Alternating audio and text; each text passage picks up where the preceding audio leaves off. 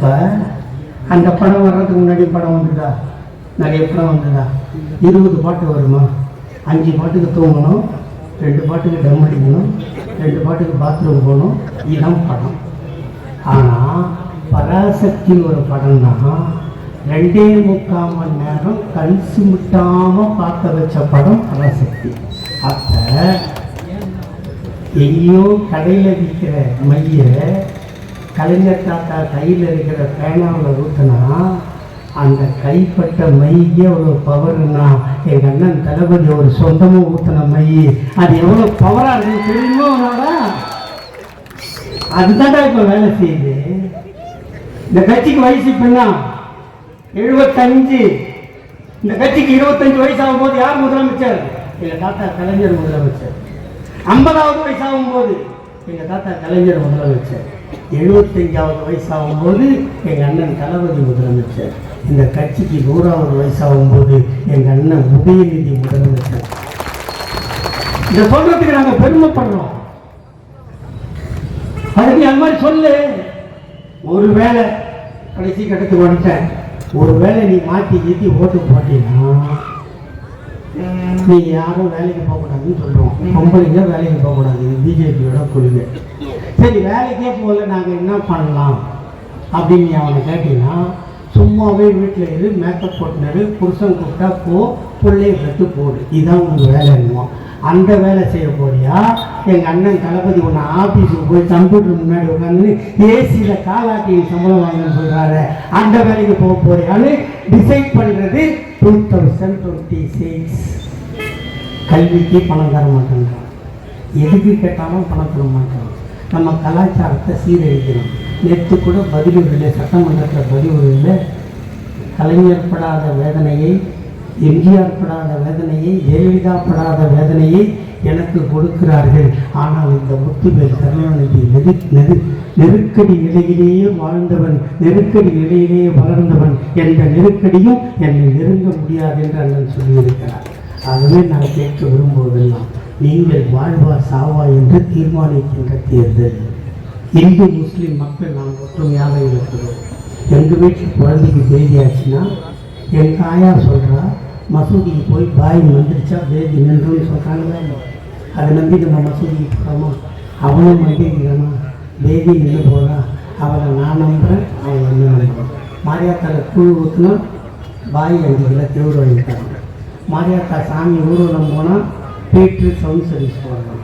நாங்கள் ஒத்துமையாக இருக்கும்போது எங்களுக்குள்ளே பிரிக்கிறதுக்கு சாமியை கையில் எழுதுறோம். நாங்கள் சாமியை தப்பு சொல்லவே இல்லை. சாமி நம்மளை காப்பாற்றுவான்னா நான் ஒத்துக்கிறேன். இப்பவும் சொல்கிறேன், சாமி நம்ம காப்பாற்றோம், ஒத்துக்கிறேன்.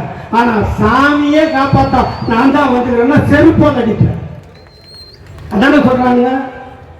திருப்பரங்குன்ற முருகத்தை நாங்கள் தான் காப்பாற்றுறோங்கிறாங்க, இவங்களை காப்பாற்றுறாங்க. முட்டா நிர்மலா மாமி இருக்குவாரு, சொல்லிவாரு, யாரும் உண்டியில துட்டு போடாது, தட்டில் மட்டும் போடுவோம்.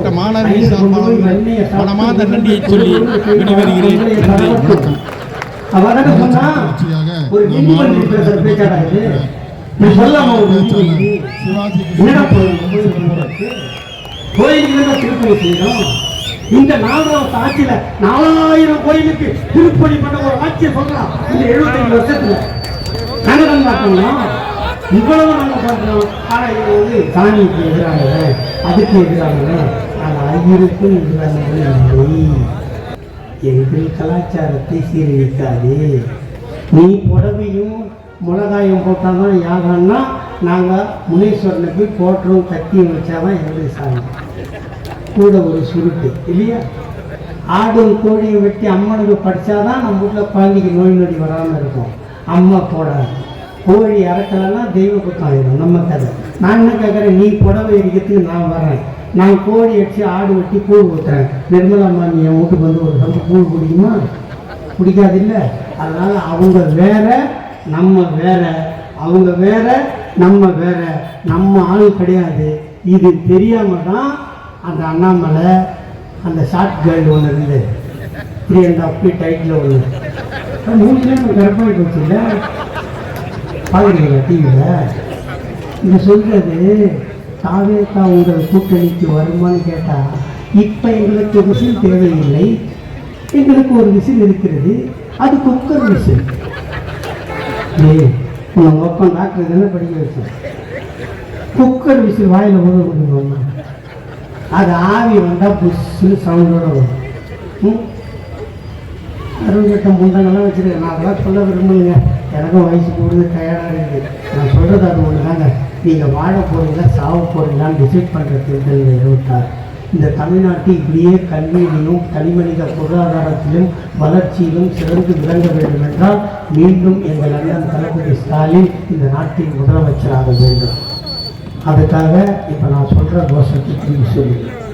வெல்வோம் 200, வெல்வோம் 200, படைப்போம் படைப்போம் வரலாறு. 234 நமதே. அண்ணன் தளபதியை அரியணை ஏற்றுவோம், அரியணை ஏற்றுவோம். அதுவரை தூங்க மாட்டோம், உண்ண மாட்டோம், உறங்க மாட்டோம். இது சத்தியம் சத்தியம் சத்தியம். நன்றி, வணக்கம். மாவட்ட பிரதிநிதி பெருமாள் ராஜா அவர்கள் நன்றியோடு